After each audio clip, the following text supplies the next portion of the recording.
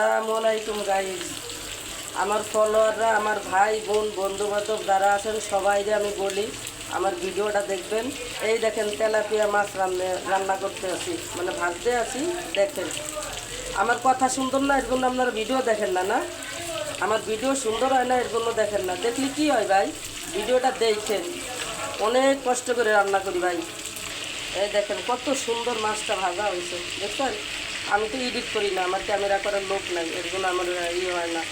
তারপরে অনেক মিডিয়ার লোকের সাথে সবার হাত থাকে, আমার এইগুলোও নাই। এর জন্য মনে করেন আমার ভিডিও কেউ দেখেও না, লাইক কমেন্ট শেয়ারও করেন না।